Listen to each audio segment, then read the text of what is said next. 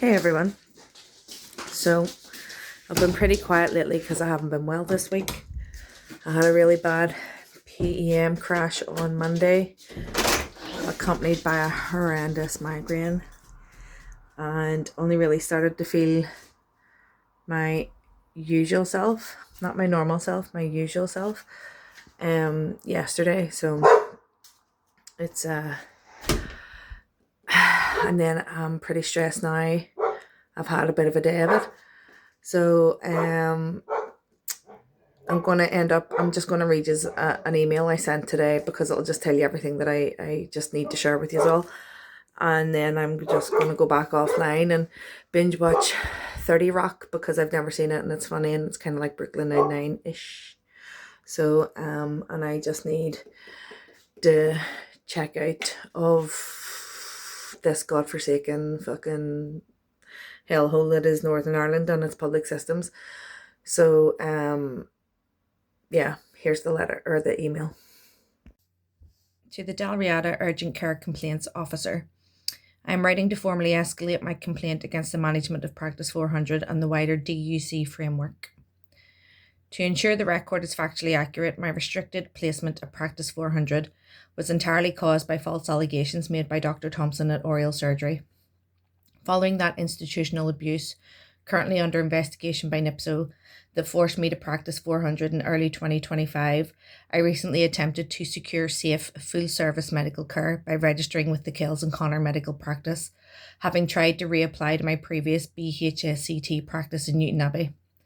I applied to Kells and Connor, whose GPs I had no reason to not trust because they are the same doctors who were treating me at Practice 400. In all my years as an NHSCT patient, not one surgery has regularly monitored my blood pressure, cholesterol, or B12. This has been worrying me throughout my time as a patient within NHSCT, and despite sharing my concerns, no GP has taken my concerns or health seriously, obviously. As you deceptively documented in your formal response letter dated the 30th of April 2026, you claimed it was not appropriate to proceed with my registration because of my safety concerns regarding Dr. Johnson. Let me be entirely explicit. I had no personal issue with Dr. Johnson until his unfair refusal to register me at Kells and Connor Surgery. Your letter uses defensive, passive corporate scripts to deliberately twist my complaint and turn my valid concerns into a weapon against me. High common of DOH services. This is an act of blatant institutional collusion designed to aid abusive professionals, hide a severe conflict of interest, and shield your managing partner from accountability. By using Dr. Johnson's partnership as an artificial block to my registration, you have forced me to remain trapped on a lower tier of care at Practice 400, a restricted contract that Dr. Johnson and his partners still directly profit from. I have no intention of trying to register with Kells and Connor or any other NHSCT GP surgery due to the collusive systemic abuse carried out by the 3 NHSCT surgeries I have been registered with. This email is to formally document that practitioners running Practice 400 are now actively weaponising my healthcare and utilising my restricted status to commit deliberate acts of physical abuse and clinical neglect. Following a formal clinical request submitted on the 11th of May 2026, I collected my prescription from Gordon's Chemist Antrim on Friday 22nd, 2026. A Practice 400 GP committed a severe dangerous clinical omission. They issued a 16-week supply of 5mg folic acid electronically, while completely withholding the vital vitamin B12 ampules required for my survival. I immediately notified Practice 400 of this crisis via email on the 22nd of May. I have now been left waiting for a response for 8 full days, leaving a patient with pernicious anemia completely unmonitored and without their essential medication for over a week is an extreme documented failure in your baseline duty of care. I have just been informed by Gordon's Chemist staff that Practice 400 actively split these prescriptions. While the folic acid was sent instantly via the electronic system, the essential vitamin B12 prescription was deliberately sent via the much slower physical post, only arriving at the pharmacy today, Saturday. Because this physical paper specifies a larger non-standard loading dose, the pharmacy is legally mandated to hold it until Monday morning to verbally verify the quantities with the surgery. This fragmented, disjointed administration is a deliberate act of clinical obstruction. There is no clinical or operational justification for separating a unified medical request into 2 different delivery pathways, other than to intentionally engineer a harmful delay and force me to suffer without treatment.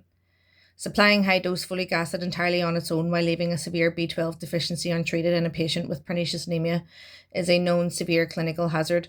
Standard national guidelines, BNF, NICE, confirm that this specific combination forces the body to rapidly deplete its remaining B12 reserves, actively precipitating and accelerating subacute neurological degeneration.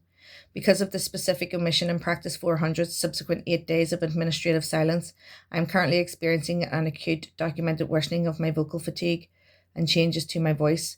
For my own physical safety, I suspended my intake of folic acid entirely until the correct protocol is in place to prevent further irreversible neurological damage. Given your written confirmation on the 30th of April 2026 that Dalriada is fully aware I am trapped in this restrictive service, I refuse to view this prescription error as an accident or administrative error. It is a deliberate, systemic, coordinated act of physical harm designed to look like a simple mistake, mirroring the historical actions of Dr. Thompson at Oriel Surgery, who twice tried to prescribe me seizure-inducing medication, as well as unknown Oriel Surgery GP, who was going to refuse my B12 injection because I defended my treatment from being changed, which is also against guidelines for patients with neurological conditions. Oriel Surgery and also now Practice 400 actively ignore guidelines to weaponize a patient's condition against them.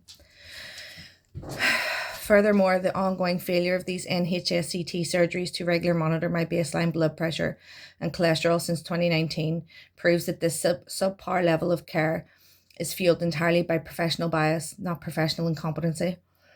This total failure to track basic cardiovascular health is particularly negligent and abusive given my history. In January 2020, an automated 12-lead ECG printout flagged a septal myocardial infarction on my file. My GP at the time, Dr. O'Gorman, actively concealed this life-threatening data from me, dismissively laughing it off as a machine error and refusing to order any active diagnostics.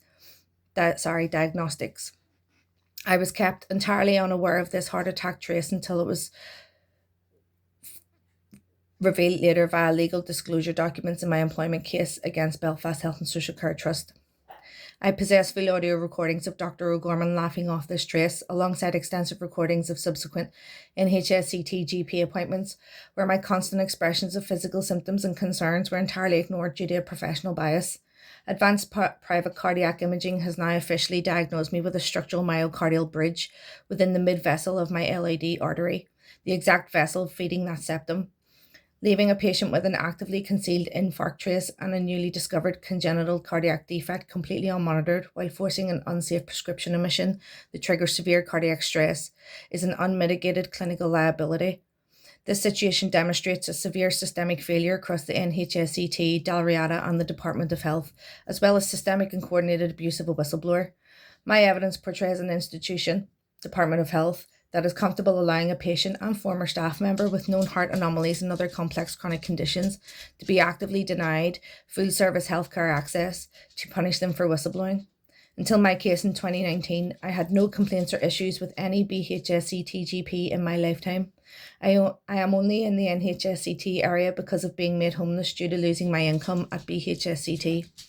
Thanks to the initial corruption of the Employment Tribunal, Department for Economy, and the Directorate of Legal Services, Department of Health, I am now forced into a lower tier of restricted limited care managed by doctors who are content to weaponize my diagnosis and fail to provide basic, safe clinical monitoring on behalf of their colleagues. It is a system that chooses professional protection over patient survival.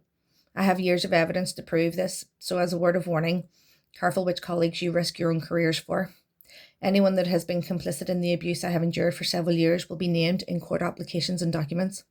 I owe no Department of Health professional any protection. Failure to sign formal documents with a name will result in additional litigation down the line to procure that information. Therefore, continuing to leave letters, example unnamed letters, etc., unnamed, delegitimizes them for the health department. It is already a recurring issue, so I state it as a gentle reminder for DUC and SPPG staff to ensure they sign their name to their administrative actions and stand by them. This correspondence is being copied directly to the Strategic Planning and Performance Group, SPPG, for statutory contract performance tracking and will be formally retained as primary forensic evidence of ongoing institutional abuse, deliberate physical harm, and collusive clinical concealment for upcoming legal actions. Regards, me. I also want to share a wee bit about the weaponisation of stress. because that's exactly what happens here. Sorry, I just edited to you.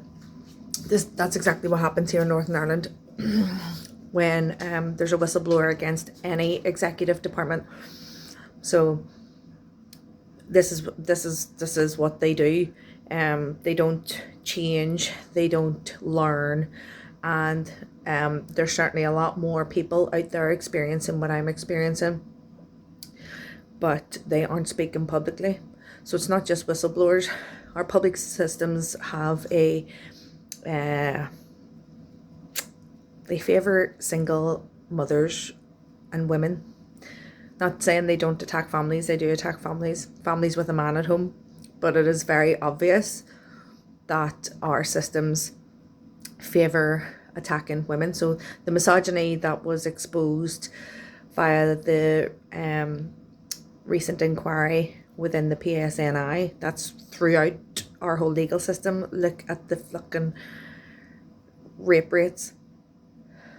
Do you know, it's throughout the whole legal system, but it's also throughout our health system. It's throughout all of our public systems. That's the problem here. So yeah, time for me to switch off. See you later.